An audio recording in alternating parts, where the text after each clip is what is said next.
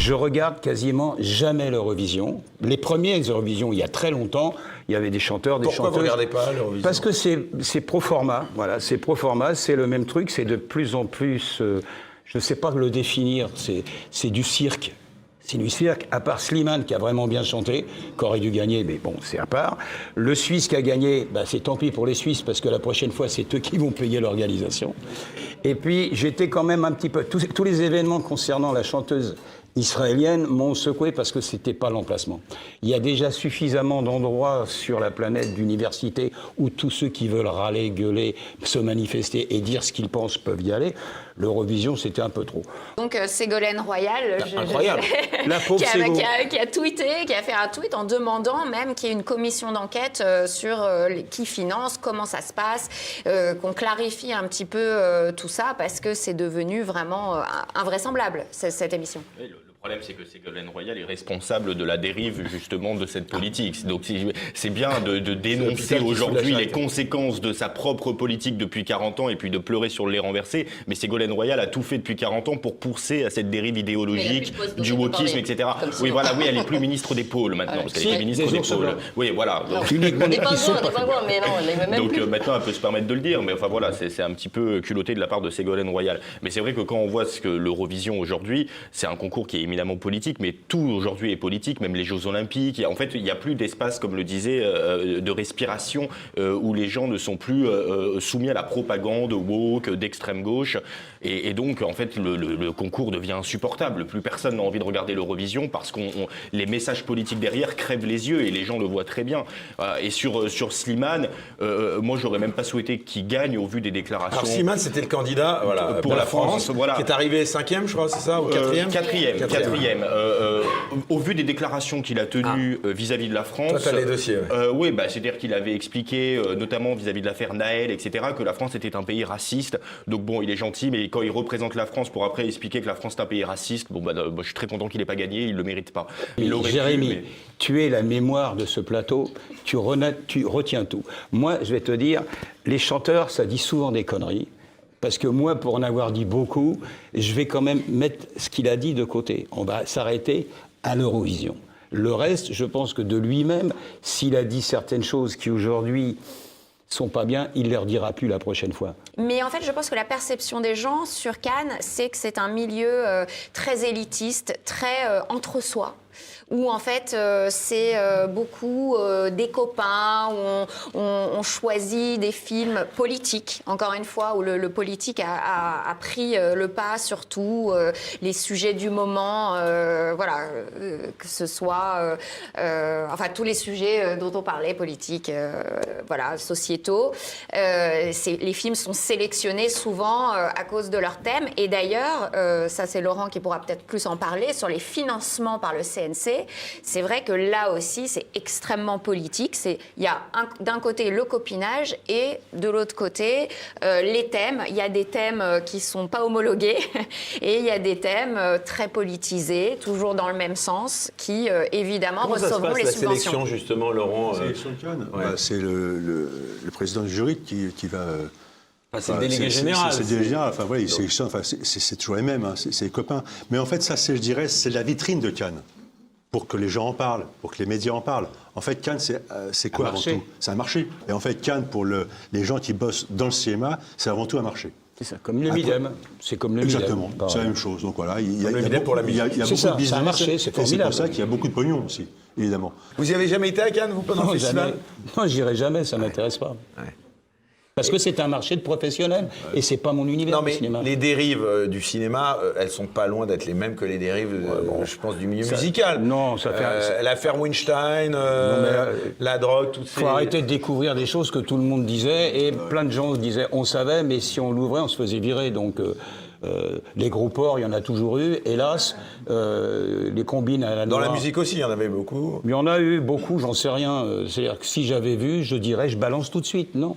Il y en a toujours eu, parce qu'il y a toujours des gens qui ont profité de leur position, du rêve des autres.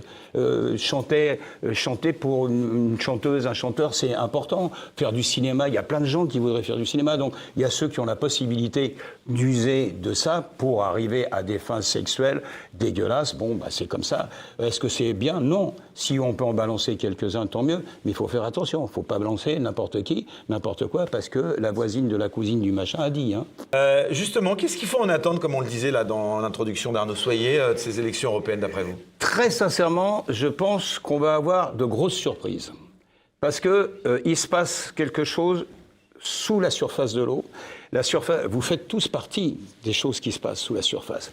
Il y a TVL, il n'y en avait pas beaucoup des TVL il y a quelques années. Maintenant, il y a plein de sites Internet qui sont pas toujours du même bord, on va dire à droite, à gauche. Non, il y a des gens qui expriment ce qui se passe. Mais il y a de la pluralité sur Internet. Elle est énorme, elle est énorme. On ne va pas citer tous les gens qui sont déjà venus débattre ici, qui ont des opinions complètement différentes, mais qui existent et qui ont de plus en plus d'abonnés, de plus en plus de gens qui les suivent. On parlait de Mike tout à l'heure, mais c'est vrai qu'on pourrait parler de Rémi, on pourrait parler de Greg, je suis pas content. Enfin bon, il y a plein de sites qui expriment avec des nuances, avec du dynamisme, avec de l'humour, avec de l'intelligence, avec de la profondeur. Et de plus en plus de gens se disent on me raconte ça, mais qu'est-ce qu'il en est? Et on y va. Et on prend un petit peu de temps et on s'aperçoit qu'il se passe énormément de choses au niveau des analyses. Et ce qui manque dans les médias qui n'ont pas le temps, quand on a 25 minutes pour raconter plein de choses, on ne peut pas aller au fond des choses. Les invités qui sont sur les plateaux de télévision officiels, t'arrêtes de picoler, franchement. Les invités qui sont sur les plateaux sont exactement comme au cinéma. Il faut aller dans le droit fil, sinon tu n'es pas invité. Donc on arrive à un moment où la réalité se trouve en dessous, et ça va être exactement comme en 2005, je pense. Et là, qu'est-ce qui va se passer? Je ne sais pas. Ça va être un référendum contre Macron, d'après vous? Contre l'Europe. J'imagine que vous connaissez André Berkoff. Oui. J'admire énormément. Et ben lui aussi vous admire donc comme ça. Et en fait à chaque début de sujet, il y a une petite musique qui amorce le sujet. Et à chaque fois qu'on doit parler, je sais pas, des personnes âgées, tout ça, c'est mon vieux. Et à chaque fois il pleure. Et du coup ça me fait pleurer. Comment vous expliquez et quel effet ça fait pour l'artiste que vous êtes de voir que vous dégagez ce type d'émotion et que ça a tellement... Cette chanson, elle a 50 bien, ans. Elle a 50 ans. Elle a déjà 50 ans. Et elle s'est installée comme ça. Et puis, il se passe des tas de choses. Bon, on ne va pas raconter tout ce que j'ai pu rencontrer en 50 ans sur cette chanson. Mais elle fait partie de la mémoire collective.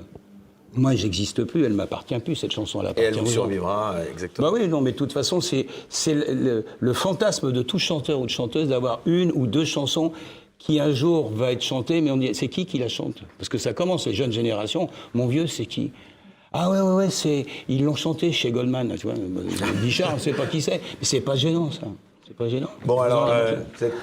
Allez, on y va. Dans son vieux par-dessus râpé, il s'en allait l'hiver, l'été, dans le petit matin frileux, mon vieux. Il y avait qu'un dimanche par semaine, les autres jours c'était la graine qu'il allait gagner comme on peut, mon vieux.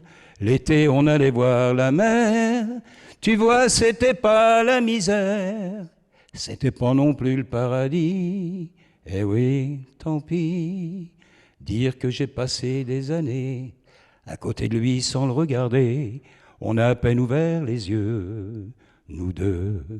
J'aurais pu, c'était pas malin, faire avec lui un bout de chemin, ça l'aurait peut-être rendu heureux, mon vieux.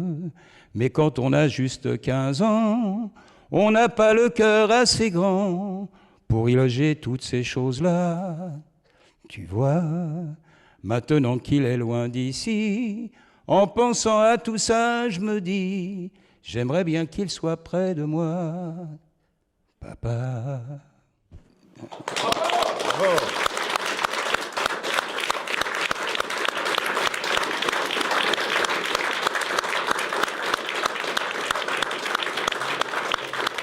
Alors ça, je tiens à dire que, enfin, nous tous ici présents, les gens ne le savent pas, mais c'est extrêmement rare. Hein, extrêmement rare. D'abord, c'était pas prévu. Hein, on le dit vraiment.